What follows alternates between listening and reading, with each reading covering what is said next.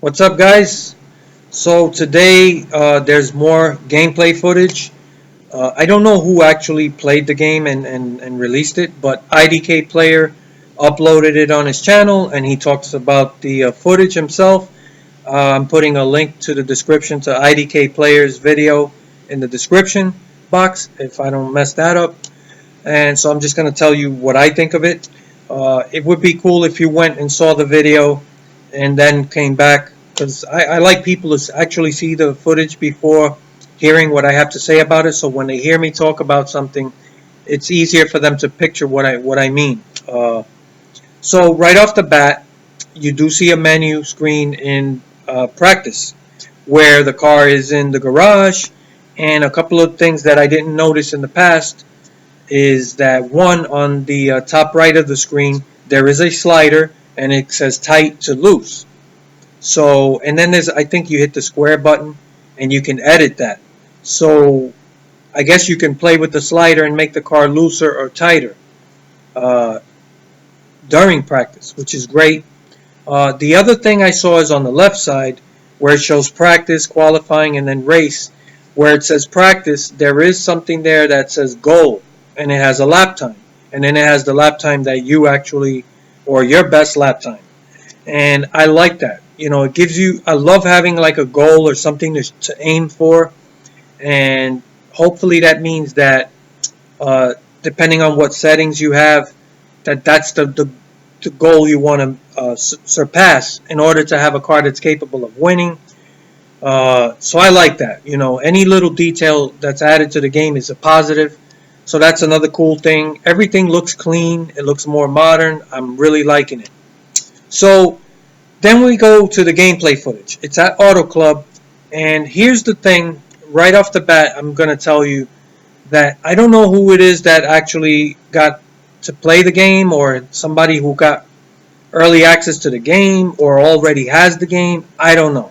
Because this happens a lot with most games. A lot of times before a game is released, you'll see it a couple of weeks before. People start uploading clips of the game online because they have access to the game, or they actually got a copy of the game early. Whatever the case is, there are two possibilities about who's playing, and the reason I'm talking about this is because the gameplay footage itself, I don't think it's the most impressive, and I don't think people watching it are going to walk away with a good sense of what this game is, right?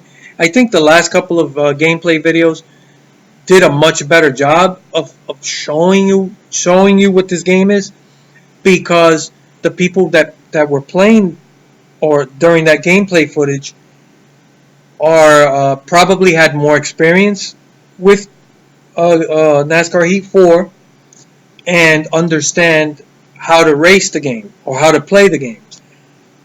And this person, it just felt to me like it was either their first time playing the game or someone who's just not a hardcore NASCAR gamer.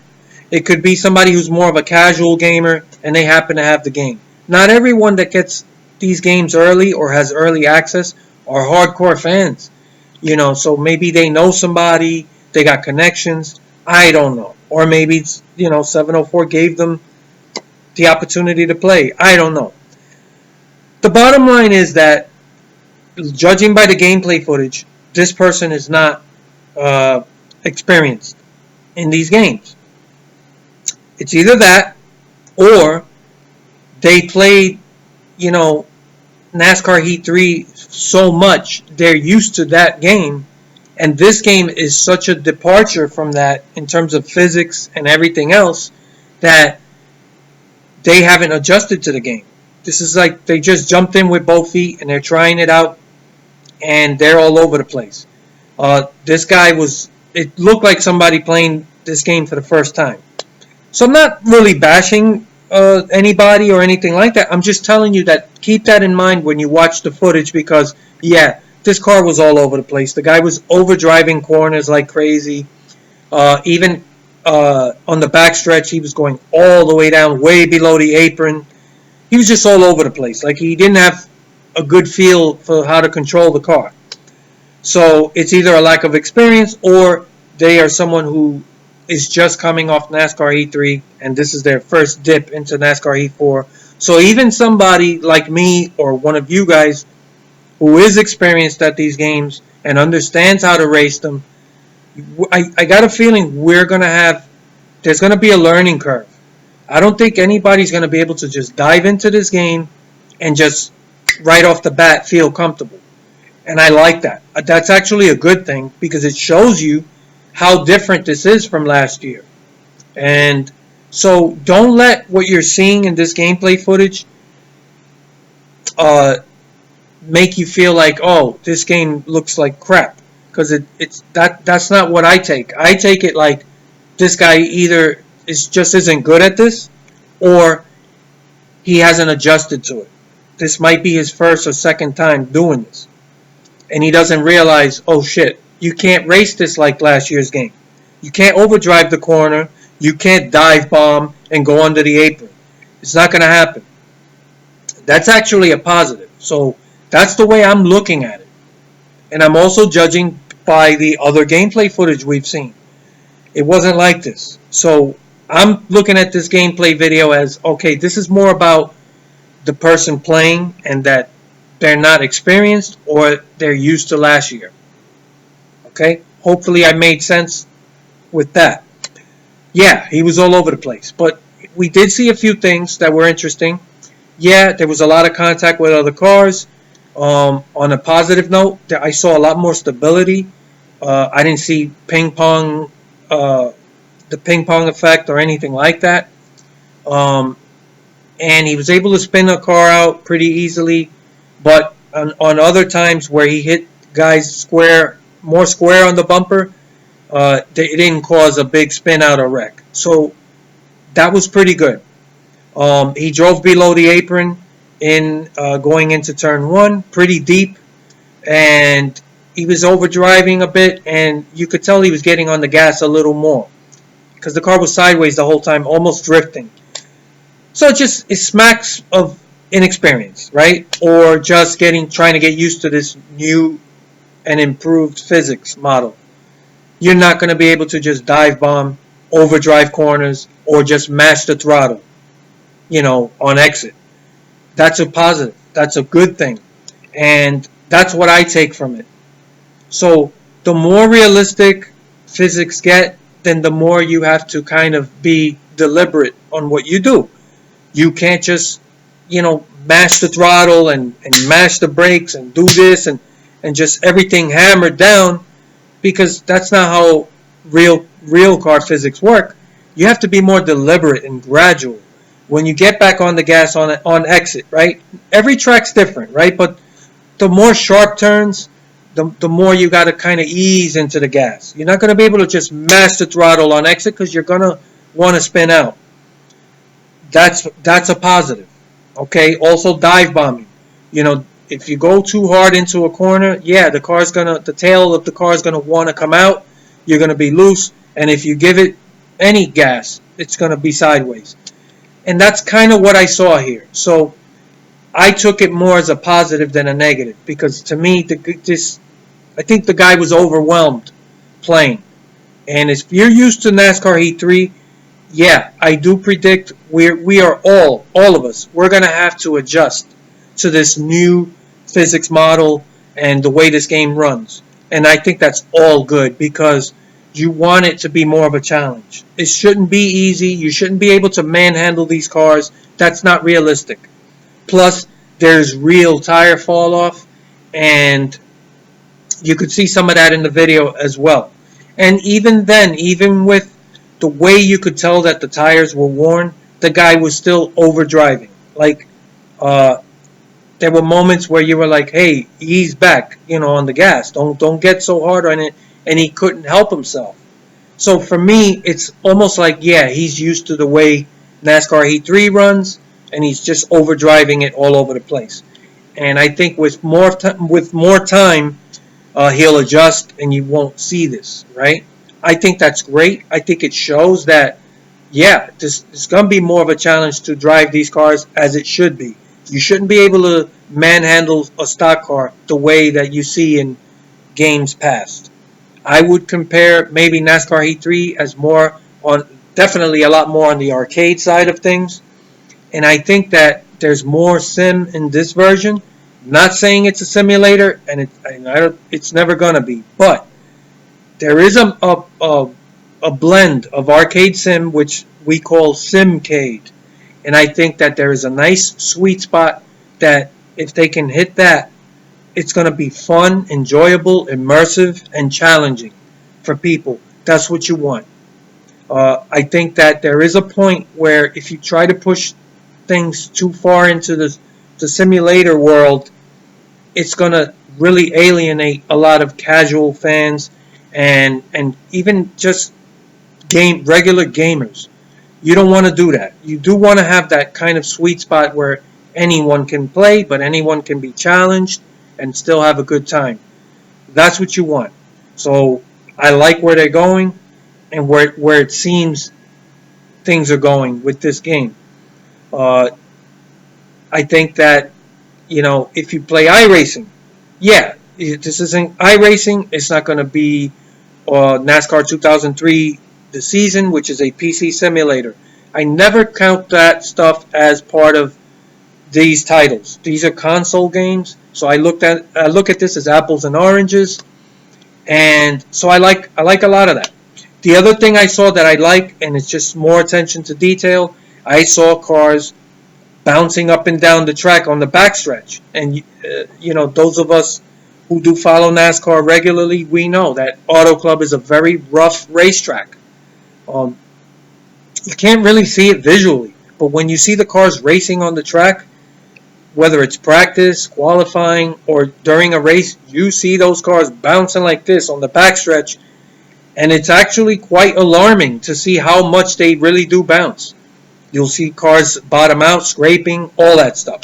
And you did see the cars bouncing up and down on the backstretch. That's a really cool attention to detail. So that's good too. In terms of sound, right, we already know that they knocked it out of the park when it comes to the engine and the car's sounds. But another sound we heard was at one point this guy got into the wall. I think just as a caution came out. I will say a couple of quick little criticisms, and just take it with a grain of salt. When the caution came out, like the car jerked into the wall, and he bashed into the wall, and he kind of bounced off of it. It did look a little wonky. I think that it had more to do with there's like this. I don't know if it's a glitch, but whenever a caution comes out, it's like the game takes over. You're no longer in control, and that period from you, the control of the game shifting from you, the player, to the game, it's very abrupt. It's not a smooth transition, and there's kind of this jerky, immediate, like, okay, the game's taking over now, and now it's under caution, and that's what it kind of looked like. So I think that's something they need to smooth out for the future. But the one positive, it sounded legit when he side hit the wall. It sounded like something you would hear during a telecast or a broadcast when they show you an in-car camera view of the cockpit and a guy might just hit the outside wall. Whether he was too or misjudged the exit or maybe had a tire go down, whatever. It had a legitimate sound to it, which was really good. I don't know how they did it. I'm pretty sure they didn't, during their recordings of these cars, send the car into a wall just to record that sound. I doubt they did that. But whatever they did, it sounded good. Just audio-wise, it's good to hear that there are other parts of the game that sound improved, and it's not just the engine sounds, right? The spotter sounds good. I'm hoping that we get a lot more information this year. I still haven't heard that much info, but it sounds better, the audio quality. And the other thing is, yeah, you know what, for my taste, I think there should be a busier spotter. There should be more audio where it comes to your headset or coming to the driver. Maybe some crew chief chiming in once in a while, saying stuff. I don't think we're going to get that this year, but for future games, I hope they keep pushing in that direction. But I would like the spotter to be busier. It doesn't sound like it's any more busy than last year, but it does sound a little more accurate and it does sound improved. So the other thing is, before I end the video, we also don't know the settings that this guy had. What were all the sliders set at? The game did look like it was definitely not set at the highest difficulty. He was passing a lot of cars, even though he was overdriving the hell out of the car and he was all over the place. He was still, there were moments he passed several cars in the corner. So obviously the game was at a lower setting, and we don't know how he set everything. What did he have any aids on, or not? That brings me to another thing I almost forgot. They also showed a pause screen, and when you pause, one of the options is to change the driving aids, and that's another cool option that you don't have to completely back out and go back into the menu to make changes. Hopefully, all right, that's what it looks like this is. What else could it be? The settings. So you should be able to pause the game and at any point make a few adjustments to some sliders or whatever. Maybe you find that the game is too hard, you want to drop the settings a little. Anything is great. I mean, but to be able to do that just pausing in the middle of a race, that's awesome. So that's something else I haven't really thought a lot about, but watching it here, that looks great. Now I'm making this assumption that that's what that is because I don't know what else could it be. But it's great. It looks cool. All the menus, even during the caution, everything looked cleaner. It had a more modern, clean feel to it. So that's positive. So most of what I saw was positive, but it was distracting to see, the person playing the game was all over the place, out of control most of the time. And for me, it's either someone who isn't really a guy that plays a lot of NASCAR games and just happened to have the game early or early access, or it's somebody who is experienced, but yet, you're just coming off NASCAR Heat 3, and this is their first time playing. And they just dived into it and uploaded this footage, but they weren't prepared for the physics or for all the new stuff. And I do think there's going to be a learning curve. I think that's the biggest thing to take away from this, which I think it's all a positive. I think there are going to be people that play this game, and in the beginning they're gonna get scared because they're gonna be like, holy shit. They might feel a little overwhelmed. Again, we don't know yet, but just judging from everything we've seen up to this point, that would be my guess. So yeah, there might be a bit of a learning curve, but I think in the end it's going to provide a deeper, more immersive, more challenging gameplay, and that is always good. So I want to know what you guys think. What did you think of the gameplay footage? Did I miss anything? I find that I normally miss something, and after I upload a video, I look back and I'm like, shit, I didn't even mention that. I forgot. So if there's anything you guys spotted, let me know. Are you guys excited like me? The game is 3 weeks away, man. I'm going to do a prediction video, which is something I've been doing every year. And I'm going to do a prediction video made, I would say, somewhere along when we're about a week away from the release of the game. The last week before. I'll do a prediction video just for kicks and see what's up. And I'll talk more about the game if there's more information, which I do expect within the next week or two. So I look forward to your comments. See you guys later.